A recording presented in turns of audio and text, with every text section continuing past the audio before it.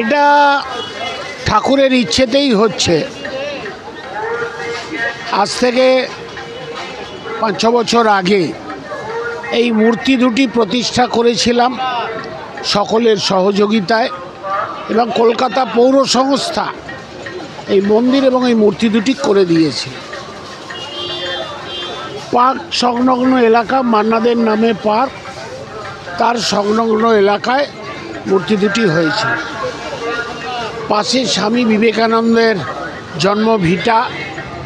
প্রতিদিন প্রায় 600 মানুষ এখানে প্রণাম করে।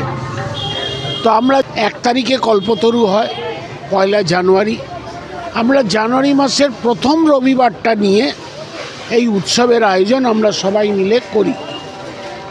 এটা দীর্ঘ 7 বছরে পড়লো এটা, এবং বহু মানুষের দেখছেন তো, অগণিত মানুষের উপস্থিতি, শ্রদ্ধা নিবেদন, পুজো এগুলো চলছে সকাল থেকে। আমরা যে ধর্মে বিশ্বাস করি, বাংলার মুখ্যমন্ত্রী যে কথা বলেন যে ধর্ম যার যার নিজের, কিন্তু উৎসব আমার, উৎসব সবার। এক্ষেত্রেও আমরা বাঙালিরা যে ধর্মে বিশ্বাস করি এটা তার একটা প্রকৃষ্ট উদাহরণ। কিন্তু এখানে সব মানুষের ভোগ পাওয়ার অধিকার আছে।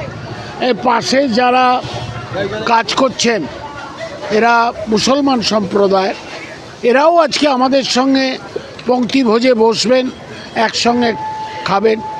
পেছনে ডোমপল্লী আছে, তারাও আসবে। আমরা একসঙ্গে বসে, কারণ ঠাকুরের কথাই ছিল সবাই মিলে আমাদের কাজ করতে হবে, সবাই মিলে একসঙ্গে ঈশ্বরকে ডাকতে হবে। ঈশ্বরের নাম আলাদা আলাদা, কেউ ভগবান বলে, কেউ আল্লাহ বলে, কেউ গড বলে, কিন্তু সেই মহান শক্তিমান মানুষ, শক্তিমান বিষয়টি হলো ঈশ্বর। আর আমরা মানুষ ভগবানের পুজো করছি। ঠাকুর শ্রীরামকৃষ্ণ মা শারদার থেকে প্রকৃষ্ট উদাহরণ আর কিছু হতে পারে না। যারা মানুষ ভগবান হিসেবে আমাদের এই ধরায় এসেছিলেন এবং আমাদের এমন শিক্ষা দিয়ে গেছেন, এমন সংস্কৃতি দিয়ে গেছেন, ওই জন্য বাংলা সব ধর্মের সমন্বয় আমরা বাস করি, সব ধর্মীয় মানুষকে নিয়ে আমরা এগিয়ে চলি। আমরা এক ধরনের বিতরণ করব, সেটা হাতে দেবেন।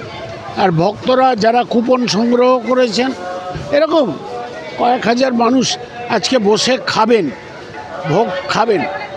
এলাকার, আমার এই ওয়ার্ডের বিভিন্ন প্রান্তের মানুষ যারা আগ্রহী হয়ে এসে কুপন নিয়ে গেছে, তারা বসে খাবেন।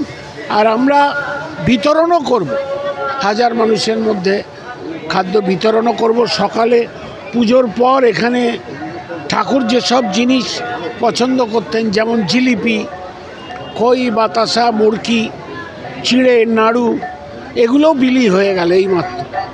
সুতরাং সবাইকে নিয়ে আমরা এই অনুষ্ঠানটা প্রতি বছর করি, এবং এতে মানুষের যে কী পরিমাণ উৎসাহ সেটা আপনারা দেখতে পাচ্ছেন।